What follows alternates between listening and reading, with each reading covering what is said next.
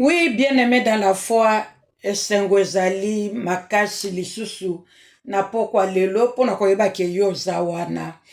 Ndenge tozoyeba makambo oyo tozosala eza nango makanisi na moto te to mpe yanga te, me ezali lolenge Nzambe alola kolo peuple na ye ndenge azopesela nga ba révélation, ndenge mpe nazomitika conduire komemama na molimo santu na Nzambe pour que peuple na Nzambe topambolama.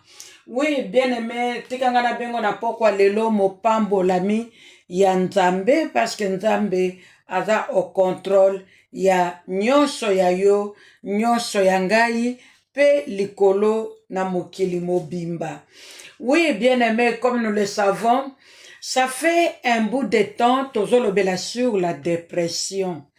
Et Seigneur, tozala enseigné. Tolobaki l'autre fois, passage na biso ezali Osée 4:6.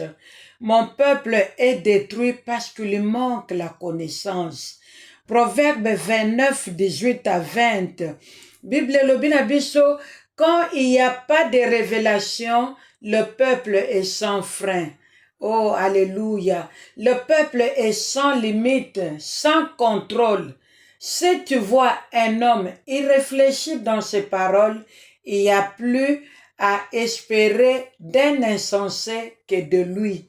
Ça, c'est la parole de Dieu. Banda to banda qui thème nabiso sur la dépression.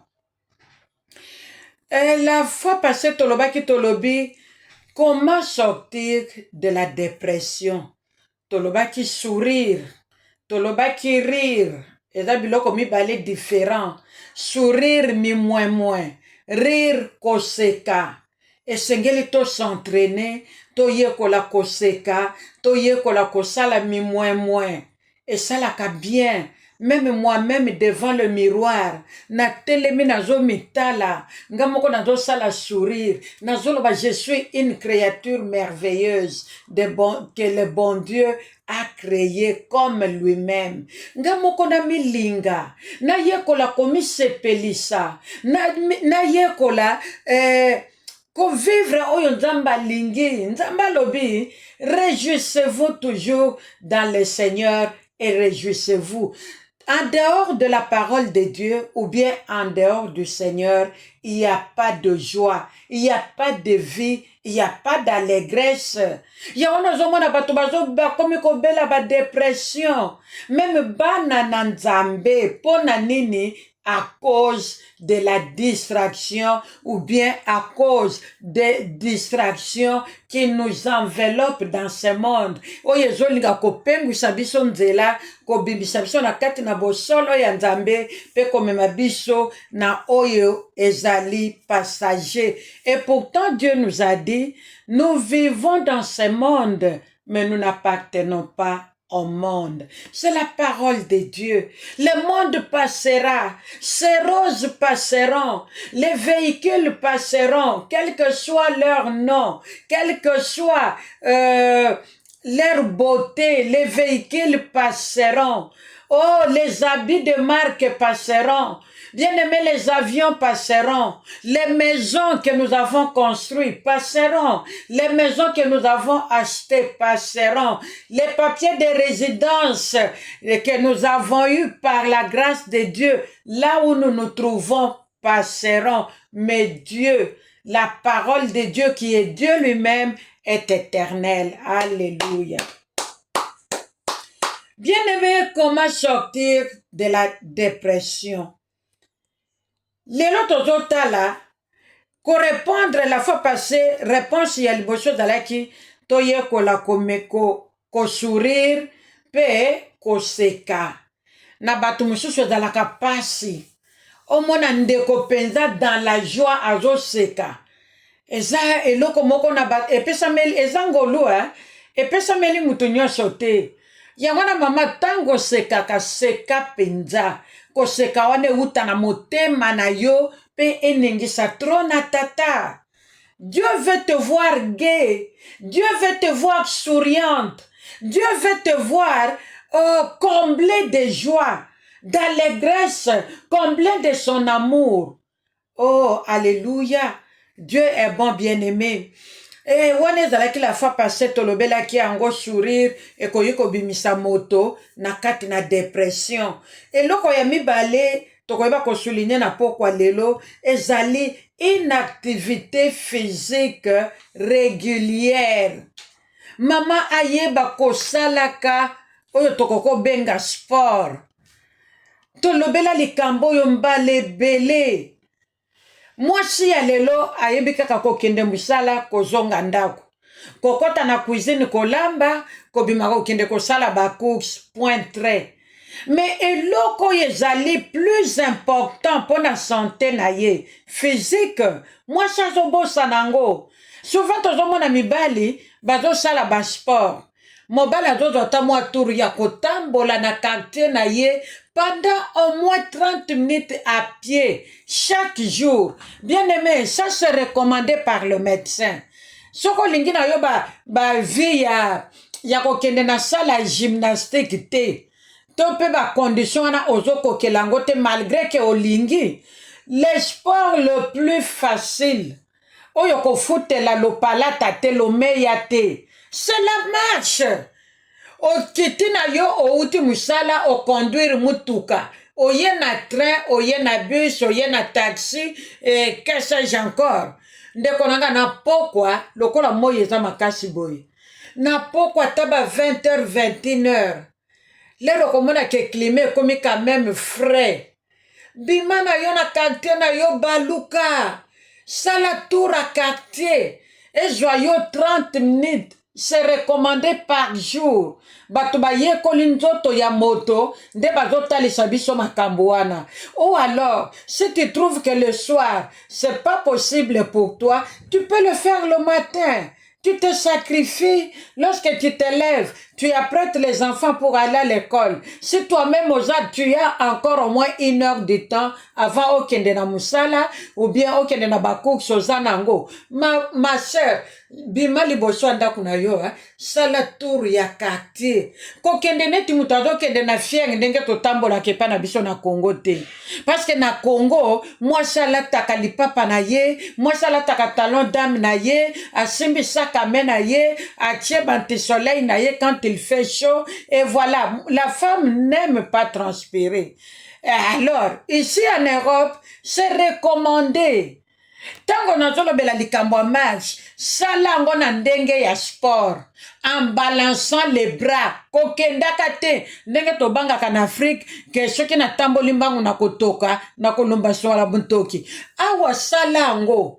Après avoir tout terminé, ou alors très tôt le matin, tu te sacrifies, ma sœur, et kolongolo ba stress, et kolongola yo dépression, et ko te sikate. Parce qu'à ce moment-là, c'est ta tête qui travaille, si tu ne le sais pas.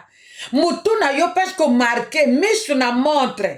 Trajet oyo moulayi, mais je dois l'exécuter ou bien le terminer dans 30 minutes. Ce qu'on sali temps mouké 25 minutes, ça veut dire qu'au poupoli, magnifique, si tu arrives même à le faire pendant 25 minutes, maximum, il y a 30 meilleurs saliango avec moins de temps. C'est ce qui est recommandé. C'est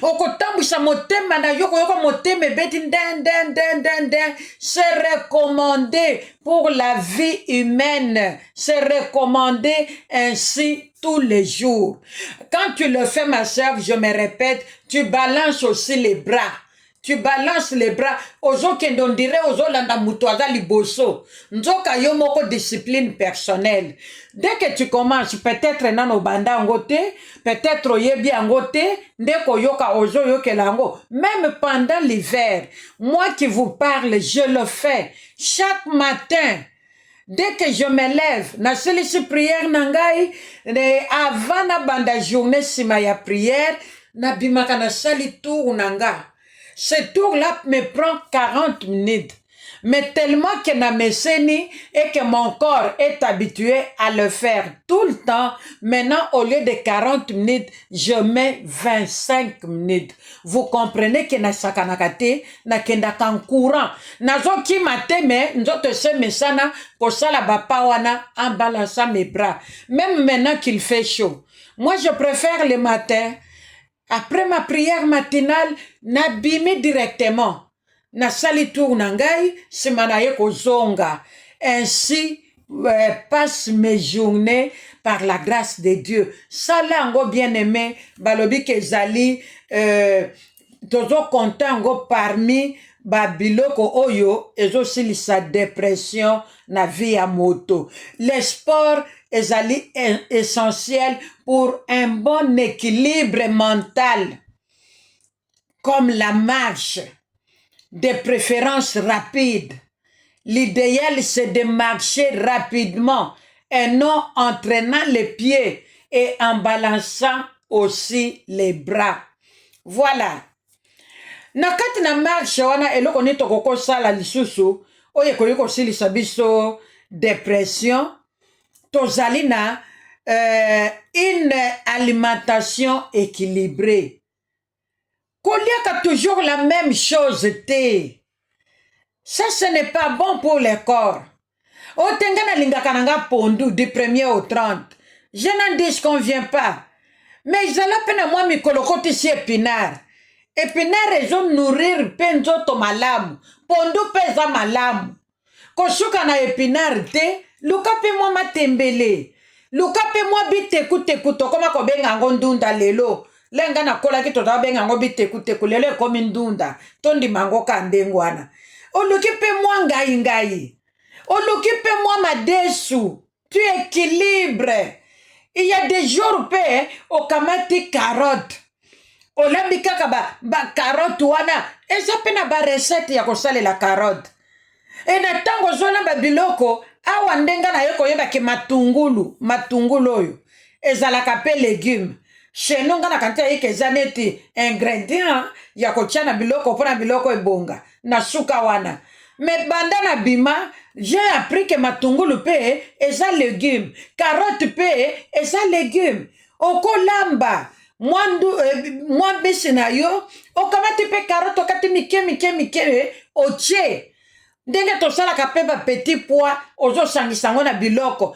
Tout ça ezali ke pour nzoto ezala malamu. Soki nzoto eza malamu, la dépression ekozala mosika na yo mama. Stress ekozala mosika na yo. Ebele ya basi bakoma kaka naza na stress ezosalanga. C'est dû à quoi? Tomeka pe kotala alimentation na biso ezala équilibré. Alimentation na biso ezala ya malamu pe ezala varié. To éviter o ezali trop gras. Mafuta ebele te. Lelo tozoyeba ke mafuta esengeli kana chaka mwa litanga nde. Neti te. Essentiel biloko nanga esila zeyi. Nalamba biloko na zeyi te. Na ya kosanjisa batu na mesa. Mais biloko nanga ezala présentable lorsque je présente ma nourriture à quelqu'un qu'il apprécie mon Dieu, qui m'a appris à faire la bonne cuisine pour l'avancement ou bien l'épanouissement de mon foyer d'abord, en plus pour la société, et pourquoi pas pour l'église de Dieu. Lorsque nous avons des fêtes à l'église, que je m'élève aussi, que ngana kozala parmi, batu bakokata ta matungulu. Pongasio na kati matungulu, levi toko tiango likola biloko, e presentaka kitoko. Ngana kosala ta pilipili. Pour que tango na sala ka pilipili nanga, tango na kotiango na mesa, même muto aliaka pilipili te, akoluka meka. Non, ngana kosala nanga Thompson. L'histoire Thompson. Ce que ngana tombeli Thompson. En tout cas, Thompson nangeza laka formidable. Maman, même na bonzambe. Chacun de nous a reçu un don particulier que tout le monde n'a pas. Natango ba fête, l'église, au lieu to kende koluka batu, to futa bambongo, ndenge komi lelo, na boyi nangate. E kozala don ya ndeko nangai, nazaka na mwana nanga moko na Angleterre, ti Shabono. Je crois soki azolandanga koyoka ngai. Azana loboko wa kolamba. Oh! Azana loboko wa kolamba. Bandeko, nzamba pesa moto na moto don na ye. Selon grâce nzamba sopi likolo na moko. Tout le monde ne peut pas connaître tout. Tout le monde ne peut pas faire tout. Mais nous sommes là pour apprendre. Ce qui moto yebi ko kombanda favorablement. pourquoi pas ne pas l'apprécier? Et pourquoi pas ne pas s'approcher de cette dame-là, oya yebi ko sala ndako malamu, pour que nga pena bongisa yangai. Dernièrement, nakutane na ndeko moko. Waouh! Je l'ai visité chez elle à la maison. Elle a l'habitude de me dire, maman, j'ai appris à arranger les lits. Bandeko, soko talimbe tundeko na biso na ya mwasi atandaka osepeli okanisa azwi sema ya kotanda azwi faire à repasser alandisi likolo nzoka bongo te. Et la sœur est allée même plus loin. Elle a appris à sa fille aînée alakisha kotanda mbetu ndenge ya tandaka. Formidable, je vous dis, hein, formidable. Ce qui n'a la kisi bino to so boyebiye boloba ke maman zoko sata zoloba la vérité. Nous devons nous dire la vérité. Et il y a des gens au côté na salon na ye au sepeli et salon ya modèle wana au koko bela jamais dépression. Jamais. Parce que kozala et si kon nzamba kitelaka pona koya ko solo la na batu na ye ba oyo bazana kati ndaku wana. Quand tu es dans cette maison, tu sens la fraîcheur, tu sens l'atmosphère du Saint-Esprit et nous devons en parler. Biloko nyonso wana ekokimisa mosika na biso biloko yoto bengi la dépression. To éviter oyeza trop salé, to éviter oyezali trop sucré, to éviter oyezali trop acide. Et ça n'a pas monsieur sur la acide, hein? Babiloko nyonso wana esengeli toyeba ko équilibrer yango. Nous savons que le corps a besoin du sel, le corps a besoin d'huile, le corps a besoin de sucre, le corps a besoin d'acide. Mais n'exagérons pas, surtout pas. Otie kaka net otie neti otie te. Et nous devons aussi na oyetali alimentation équilibrée. Nous devons aussi souligner la vitamine D. La vitamine D na kolobelango mingi na oyetali sardine à huile. Je crois que tozana ba sardine ani, tozana ba sardine ya Portugal, tozana na sardine ya Maroc, tozana ba sardine ya bisika ebele. Lelo na ba alimentation to na ba wenze, okomona ba sardine ebimi marque ebele. Mais loko nazo souligner na sardine, oyezali na vitamine D. Eza na ba vitamine sardine moko a huile ba komaka omega. Soko tangi na sardine wana okomona bakomi vitamine D. Na misusu pe je crois ezali mais nazo sabino oyetira attention na ngai parce que nga moko nazalaka consommatrice ya sardine à huile. J'aime bien la sardine à huile et c'est bon pour le corps. C'est conseillé que mutualiaka sardine ne fût-ce que boîte moko par semaine. Ne fût-ce que boîte moko par semaine. Pour la santé malamu, pour que dépression ezalate. Sardine ezomema vitamine D na nzoto ya moto. Ndenge moye ezali boye, okomoda tout le monde se précipite dehors, ne fût-ce que pour 1 heure de temps. Malgré qu'il fait très chaud, mais moutonyo soazoki malibanda pour azwa moyi. Pendant l'hiver, le soleil nous manque.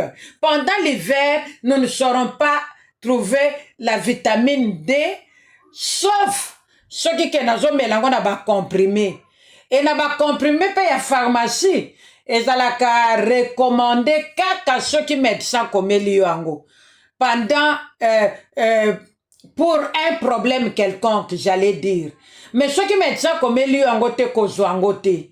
Mais na yebi que la vitamine D, tokoki ko liango na biloko tozo lia, na biloko tozo mela. Nous avons les jus de fruits. Soko tali na ba milangi ya ba jus to na ba carton, ba komaka composition ya jus. Ba komaka na ba fruits et yebani. Aujourd'hui que l'ordinateur nous met tout sur un écrit, tout est, j'allais dire, Aujourd'hui que l'ordinateur nous écrit tout, en ce qui concerne même les fruits, nous pouvons lire. Toujours connaissance bande konangai. Oye taki kozanga biso l'autre fois pour na kozala ke non bazinga insuffisance ya vitamine. Par exemple, vitamine D, par exemple, vitamine C, par exemple, vitamine B, A et que sais-je encore. Nous devons faire un effort. Vitamine D, vitamine est nécessaire dans notre motoba maman. Des fois, nous nous sentons affaiblis na niveau ya mutu. Moi, na koyela yo un calcul, hein, ya facile. 5 fois 7. Maman lobi, yo petit kangana nous je suis fatigué, je m'en teke moye dans ma cage. Nzo kande opération ne sele ki mama koki ko calculer te. Azoli ngana nous mwana ke ndovanda ya zo temps ya ko réfléchir. Ce sont des choses qui arrivent. Nos têtes se faiblissent vite et rapidement parce que toza ko équilibrer nourriture te. Ndenge nini dépression ça la moto te. Ndenge nini dépression et côté la biso na banda coûté. Nous devons parler de ces choses parce que dans la parole de Dieu il y a tout. Dieu nous dit que tout ce qu'il a créé est bon.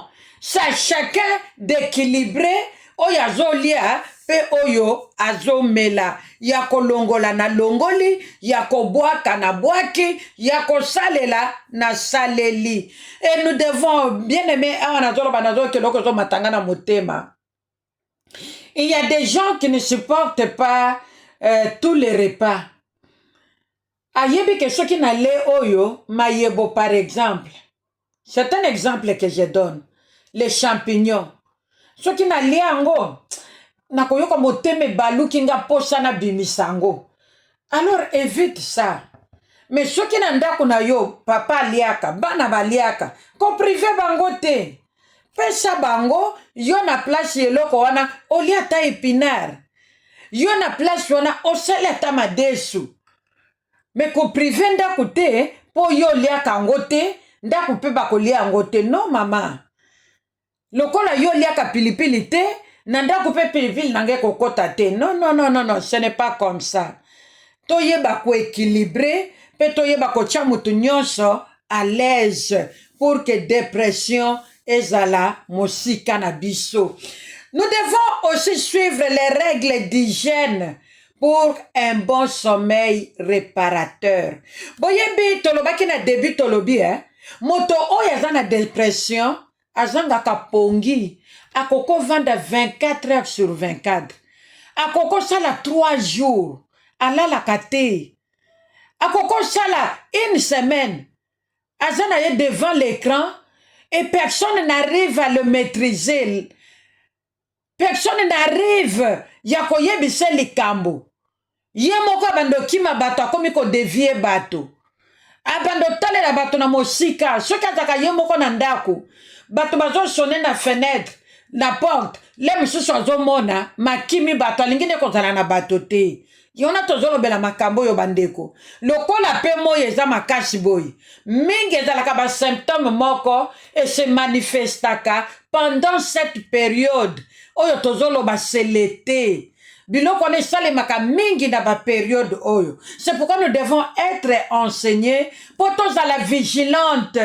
Tobanda kotala bana toboti. Mibali na biso, mibali pe batala biso, bandeko na biso, na periode yo azandenge nini.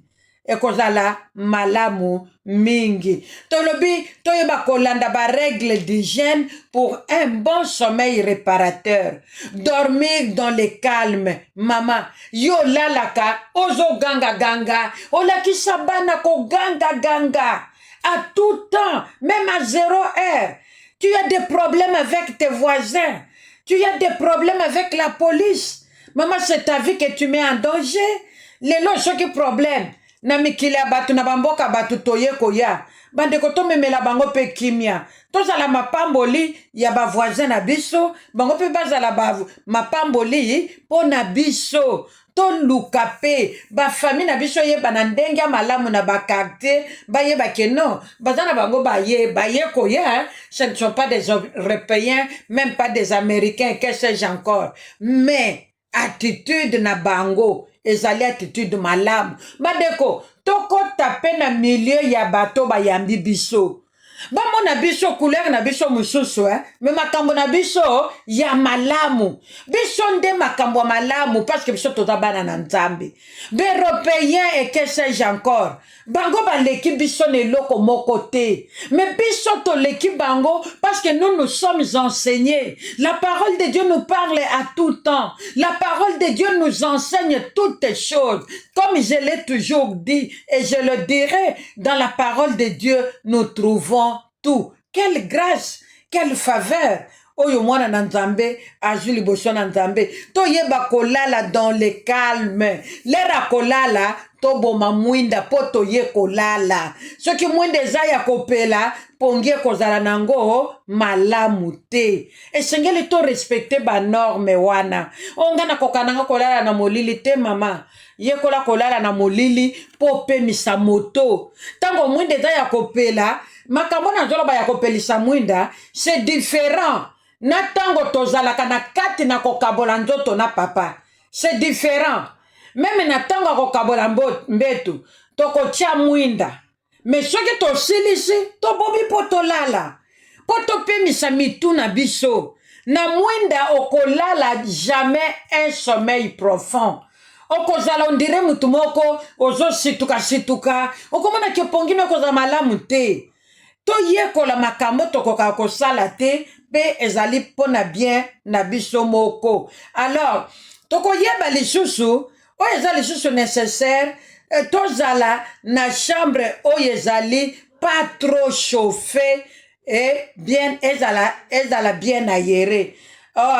Neti na moi boye okendo tia chauffage ya nini mama tenga nazoyoka nanga moto yango te te mbula ebetaki lelo mama nous venons de notre origine. Nos corps sont habitués à vivre dans la chaleur. Awa toye koya. Peut-être bana na biso babotami awa. To éduquer bana, to enseigner bana que chaleur ezana leur nango et nini malini pe eza bien pona nzoto. Tout ça c'est recommandé par le médecin, même quand il fait froid. N'exagérons pas à chauffer. N'exagérons pas. Mettons le minimum ekosunga nzoto na ngai pour que nazala te lokola moto oyo azali banda. Bandeko na ngai, nous devons faire attention. Mousse nazali kolalela ezala trop dur te. Même pas trop mou. Que la mousse ne soit pas trop dure ni trop mou. Mais ezala katikati. Nalali nazoyoka ke nalali. Il y a des mousses. Tango ekomi pete makasi, ozoyoka ondire ozozinda. Même na tango zana papa, oyoka ke position ezaka nango malamu te. Ça veut dire que ce n'est pas bon pour le corps. Tango nzoto ezolala malamu te, ezopema malamu te, ba condition ya pongi eza malamu te. Mama biloko ne koyi komemelo stress. Yango na lamukaka koza kaka, lelo nalali bien te, batuni opona nini? Je ne sais pas, mais tu dois savoir pourquoi lali bien te. Dieu a créé la nuit pour dormir, ce n'est pas pour blaguer. Pourquoi yo lali bien te? Pourquoi tu ne dors pas profondément? Pourquoi pongi na yo zaka likolo? Moi eloko ningani na ndaku le je sais pas voisin. Aussitôt qui papa tu n'oses aussitôt kanini? Je ne sais pas na yo ke loko moko ningani. Non mais ça c'est en haut de nous. Au-dessus de nous là-bas, au deuxième niveau, au troisième niveau. Ndenge nini yo lali te mo eloko muke wana aussitôt ki boy. Mama sengeli to sala attention. Moto azana kati na bonzambe abanga kate. Alenga kate. Parce que Dieu a dit, je suis avec vous jusqu'à la fin des temps. Comme ce n'est pas encore la fin des temps, Dieu est avec nous. Il est avec nous, il nous prend en charge, il nous contrôle, il nous bénit, il nous fait du bien, parce qu'il est notre Père. De quoi aurais-je peur? Motomokila kosala nga nini bien-aimé? Motomokila kosala ngai nini? Bien-aimé, tom se confier na maloba na Nzambe et kosala biso bolamu. Mousse ezala trop dur te, ezala pe trop mou te. De plus, il faut privilégier les lampes de chevet. Voilà. Oyebi les lampes de chevet, hein? Minda oyo totiaka na mutu ya mbetu. Ezali malamu pona chambre. Ezali malamu pona chambre ba mama. Ole ya kopelisa mwinda likolo. Me biso toluka mwa mwinda na biso ya soin totiaka na mutu ya mbetu. Mwasi ya libala. Mwinda na likolo na esika totiaka mutu ndesika batiaka place ya minda wana. Okokoza la pena papa bokoti ezaka kateke bokoti bobobomi mwinda. Meme na tango bokaboli mbetu te. Bokokote ka pe mwa mwinda bomati na mbetu. Bopesane pe mwa rapport. Le msupe mbote ya lipwepwe. Me bokaboli na bino mbote mbetu te. Bosakane pe en amour. Se conseiller. Parce que les Cambouana ya kosangisa mbetu eza na place nango na bomo ya couple. Ça ne concerne que le marié, pas les jeunes gens. Na tango mwinda eza mwinda normal ya likolo. Interrupteur eza kuna na 5 mètres. Tango yo silisi na papa, soki ko kabola mbetu, soki pe ko sakana, soki pe ko pesa na nanu rapport. Ou bien tango ya ko se changer. Otele makaliso sozonga kuno kene koluka interrupteur. Ba mama.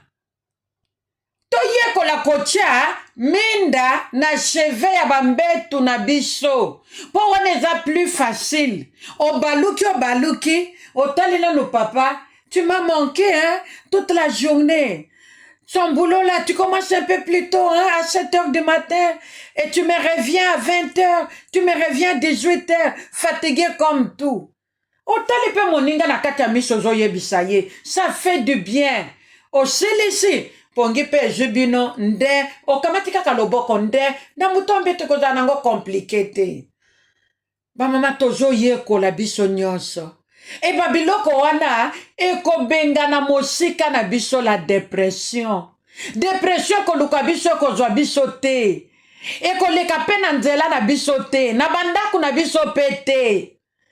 Mais na tango yo yaka kaka interrupteur eza kuna mosika kaka juste le temps ce qui a ko se changer ce qui peut bossi bo se changer ki na salle de bain ce qui peut ndenge nini obomi déjà nano tali moninga tana misu te ba mama miso nzamba pesa mwasi miso na yebite na loba ndenge nini. J'étais quelque part il y a 2 semaines passées.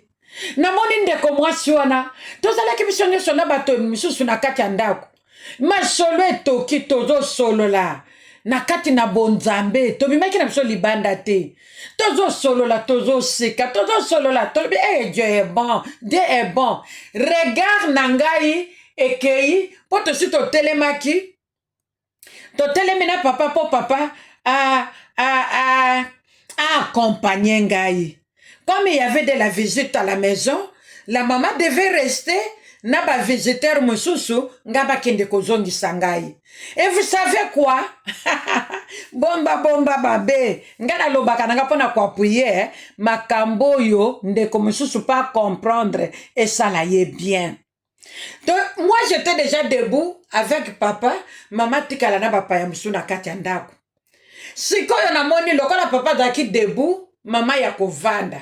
Mama mutazaki na parole na bapa ya wana. Siko na moni misu nangeke pa mama. Mama zota la papa. A fixé ye penda na misu. A la lisi misu ngabi. Waouh. Na seka quitté parce qu'il y avait des gens. Je n'avais pas commenté. Ngabi voilà des choses que j'aime à partager avec la femme chrétienne. mwasi miyeba misu nini mobali nzambe apesa yo e misu yango kolalisela yango nani soko olaliseli mobali na yo te mama misu wana nzambe apesa yo okofole nango nani libanda ya mobali na yo.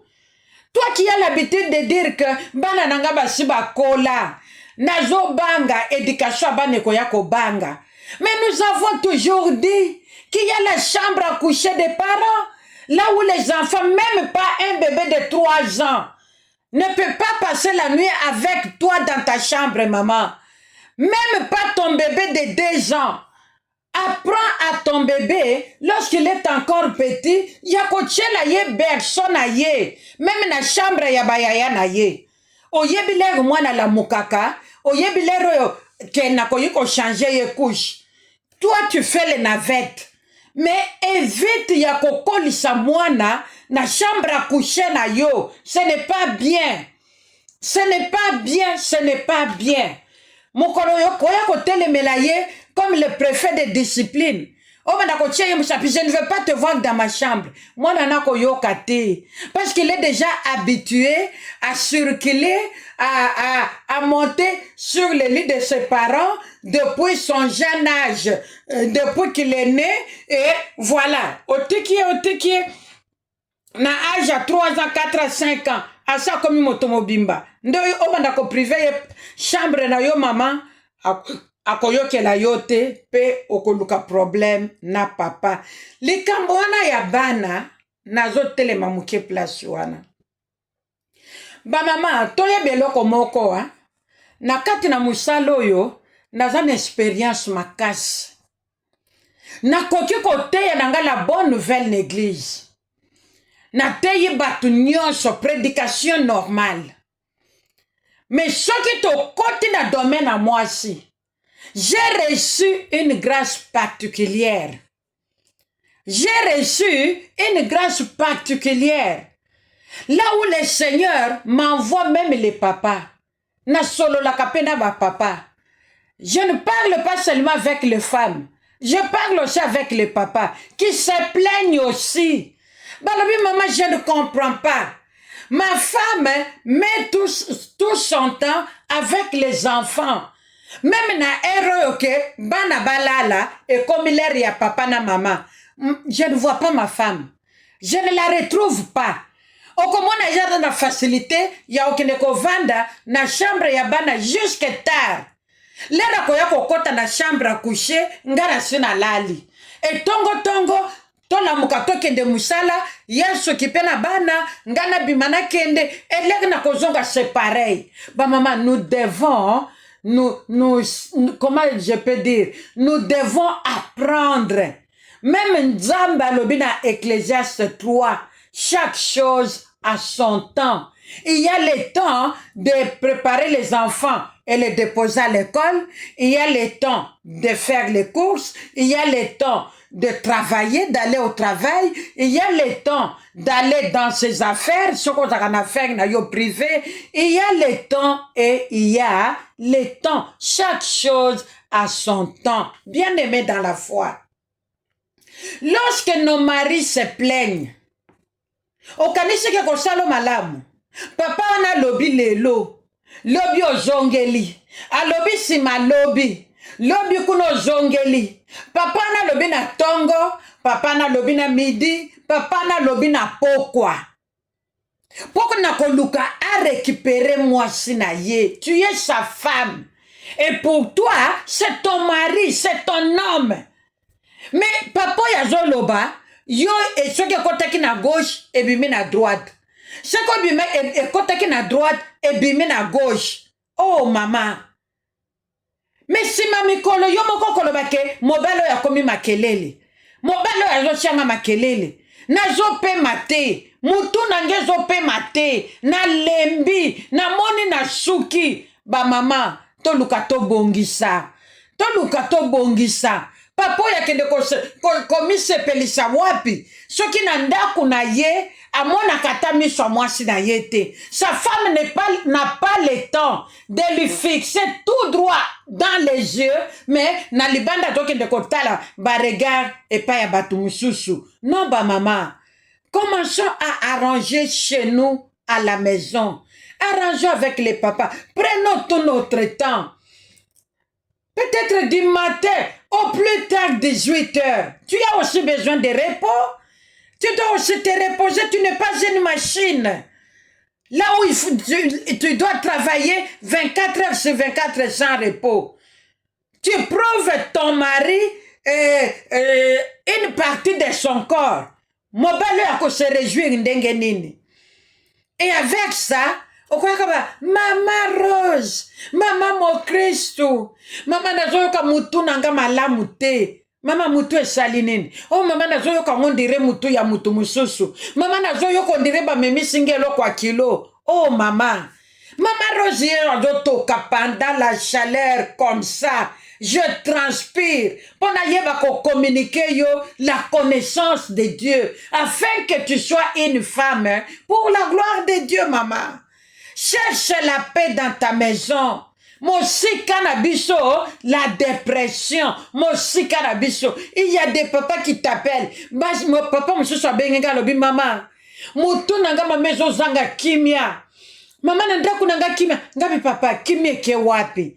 Papa, pardon, papa, kimia ke wapi. Obande ko bonde la papa. Po wana nanu kuto alobi li kamba benge liote. Mazo signalé yo déjà que chez moi, il n'y a pas de paix. Oh maman, moi sinda batelaka. Moi sinda bombaka. Maman bomba mobali na yo s'il te plaît. Bomba papa bana na yo. Même ceux qui n'ont pas tité, le mariage, c'est l'amour. Communique l'amour que tu as pour cet homme. Et afin que cet homme aussi te le réciprocite, ça sera pour la gloire de notre Dieu. Et c'est quand on se communiquer la joie. Et c'est quand on se communiquer la paix. Et c'est quand on se communiquer l'allégresse. Il y a la présence de Dieu qui règne. Et aussi canabiso, la dépression. Bien aimé, et sengeli petozo attend, malgré ba moyen nabiso limité, mais sengeli tozo attend, ya ko contrôler kabanda kuna ba mousse. Tolobi ke mousse to matela. Ezala makasi ya makasi te, ezala pepete ya bedebedete, mais ezala mousse normale. Oyo ke papa na mama balali et balobi, Dieu est bon. Nous pouvons avoir des moyens limités. Mais tolobaka na émission na biso tolobi, moi chez sengela dans la moi caisse na ye. Na solele na ndeko moi si moko na après-midi ya lelo. Une jeune femme, sûrement qu'elle me suit. Nzamba lola mone langa yo mama. Alobi mama, nanda kunangai tozalaka na ba caisse. Omoni tango tozaki bana mikie. Nga na mona ba keshi wana na ba mikolo nga na salela ngote mais ndeko na yebisaka ngango plusieurs fois mais tel que na kutana na ngote awa na poto pona banda ko salela ngo plusieurs fois. C'est une jeune femme, moi na kuto pa na ngai. Qu'est-ce qu'elle me dit encore aujourd'hui? Alors maman, ça fait au moins 3 ans to kenda vacances te nga na bana to bimate poto kende ko tambola na mboka mususu. Na otanga mboka zalite peut-être oyebiye. Alors mais ça fait 3 ans, na 3 ans wana bazalaka na ba ceux qui mandent ceux qui ba caisse. Alors ezala 20 na loba 20 euros bachaka kuna. Ezala yama bende bachaka kuna. Ezala 10 bachaka kuna. Alors ceux qui mukona crise dans ndako akoki ko bimisale misusu 500 euros. Mais akozwa nyonso te, akozwa juste ya nango besoin atiki wana po wana nde azo bomba po epesa yenzela akende vacances na bana.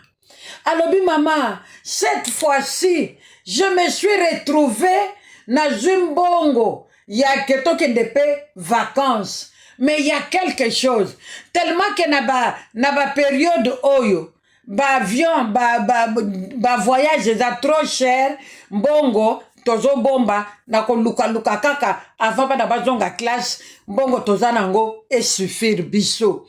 C'est ça la sage femme.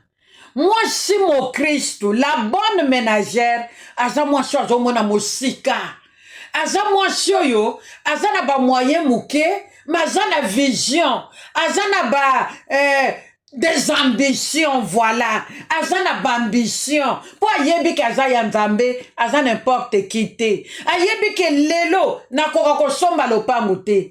Mais dans 2 ans, dans 3 ans, ceux qui n'a bomba, chaque fin de mois, 100 nanga na tiena linzanda, 50 nanga na tiena linzanda, te 12 mois et koka, les lombo canabiso Congo et fongwami, même avec $2000, même avec 3000, 5000, moutako doit terrain na ye, essentiel, il doit terrain nanga.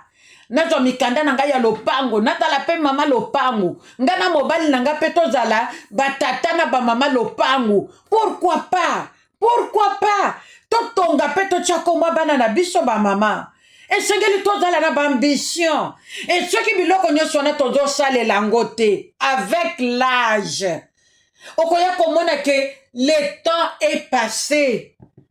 Dengue bato français balobi, le temps passé ne revient plus.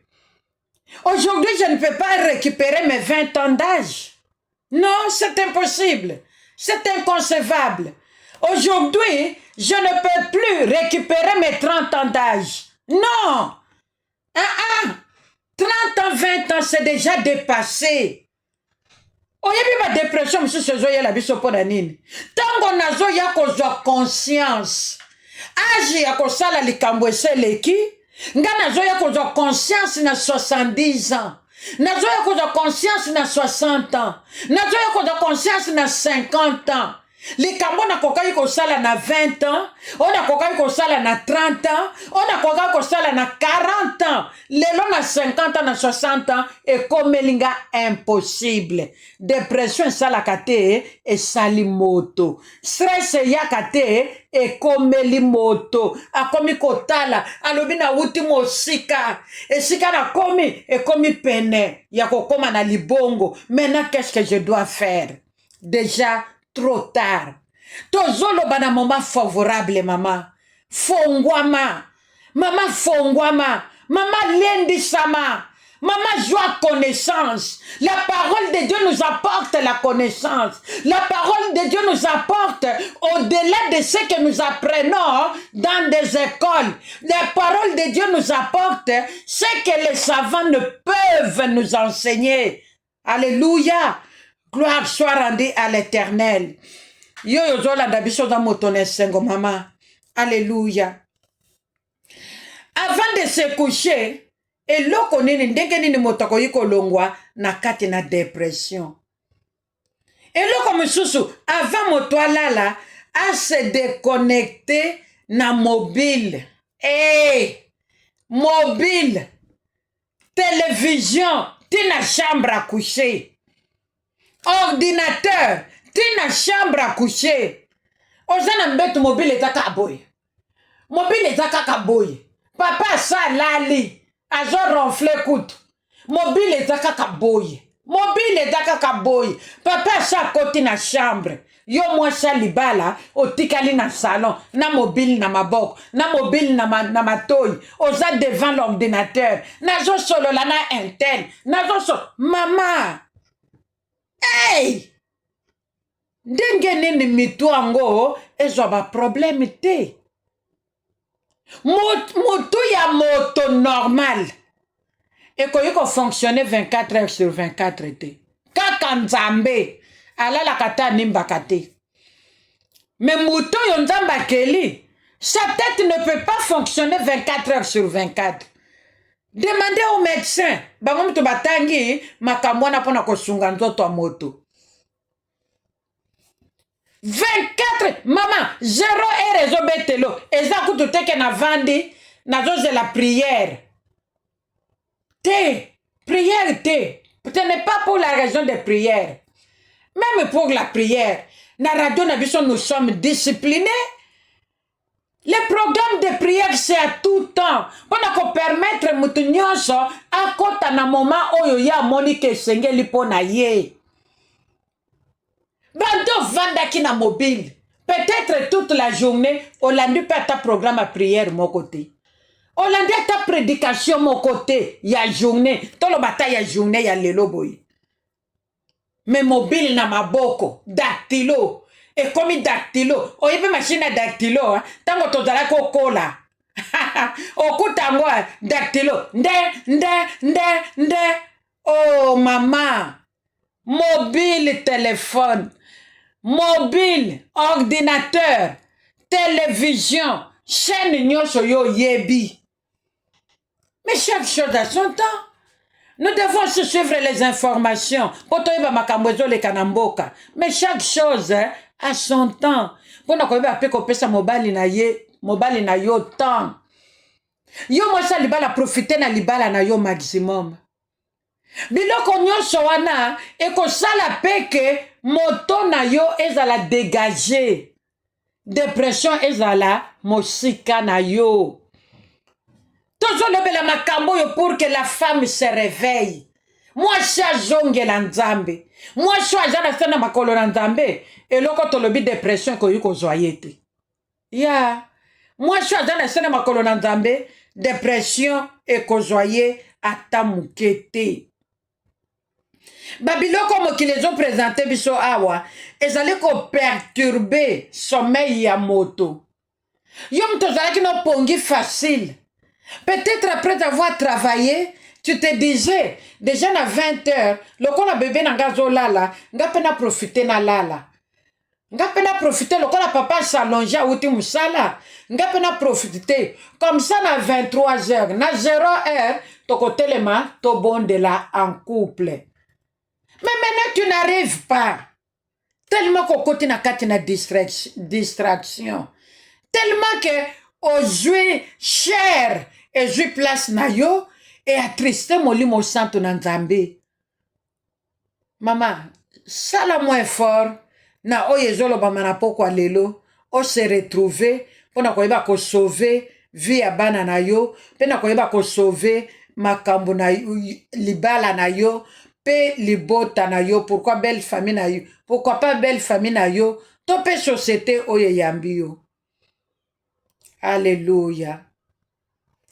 Na pourquoi éviter oyo nyonso ezali biloko yo eza excitant. Na pourquoi kozwango lisute. Otena lokola boye ngana melaka nanga to café to ti avant lala. Éviter même vitamine C le soir. Éviter cola. Eza ba tumiso ngana melaka Coca-Cola te mena melaka cola ba Coca-Cola ba cola ba sucre ba biloko nyonso wana. Éviter ango. Éviter. Na otanga alcool te. Pona yebi ke yoza mwana na nzambe. Mosika na biso alcool. Là où il y a le Saint-Esprit. Mo Saint-Esprit akoyoka nene na sola masanga te. To langwa molimo santo. Nzamba lobite ke to langwa masanga. Nzamba lobite ke to pusana na masanga. Yo monaka. Soki ka muto ameli ata verre moko. Okomona akomi ndenge mususu. Différemment na état na ye normal ya tango azalaka normal. Nous devons aussi éviter les somnifères qui peuvent induire des phénomènes de dépendance. Nga pona lala ifona meleloko wana. Nga pona lala ifona meleloko wana. Meloko wana yozo mela. Avec le temps, oko koma dépendante yeloko wana. Soko sali angote, moye pe olala ezate. Esengeli na biso ko éviter ko koma dépendance ya eloko moko boye. To éviter ango. Ne pas se coucher tout de suite après le repas. C'est très mauvais, c'est déconseillé. Si mayakolia, zoatan, o digérer. Yangwana lelo to comment comprendre makambo. Balobi, à partir il y a 18 heures. Kolia li susubilo kwa kilote. Peut-être soko zo sala awa tozana mikili mosusu. Peut-être que musala pokwa. Mais soko kende musala pokwa mama. Avant kende musala lia kwanga. Lia semoule. Lia mbala sukali. Lia mbala makoko biloko wa kilo. Au lieu, comme ça, l'air qu'on a musala na 20 heures. Tu fais l'inverse. Yo lia kabiloko na pokwa. Lia kango avant 18 heures. Comme ça na pokwa. Au lait légèrement. Tu prends par exemple un morceau de pain, aujourd'hui tassi agi, aujourd'hui n'est pas exagéré. Je crois que ekozala malamu mingi.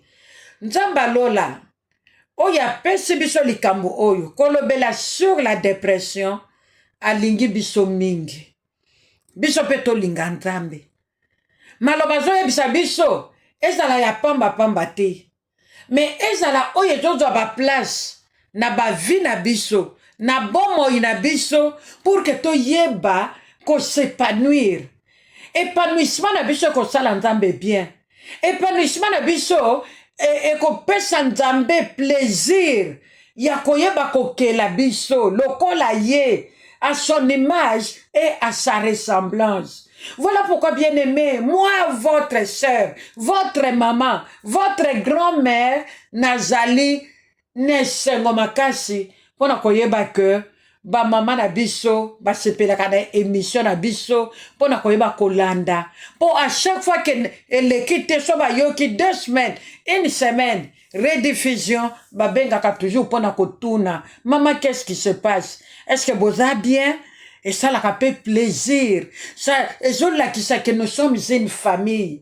Nous sommes une communauté. Une communauté de famille. Alléluia. Dieu nous aime. Et dans balingi comme on a biso, tous à la épanoui. Balingi comme on a biso, tokende toujours de l'avant. Que la gloire revienne à notre Dieu pour ce soir. Il a voulu que nous puissions partager de ce que nous venons de dire tout à l'heure pour sa gloire et pour son honneur. Il est notre Dieu et nous sommes son peuple, les troupeaux que sa main conduit dans la bergerie céleste, là où lui-même est le vrai enseignant. Bien-aimés, nous voilà, je croyais terminer avec ce grand thème aujourd'hui, mais je n'ai pas pu.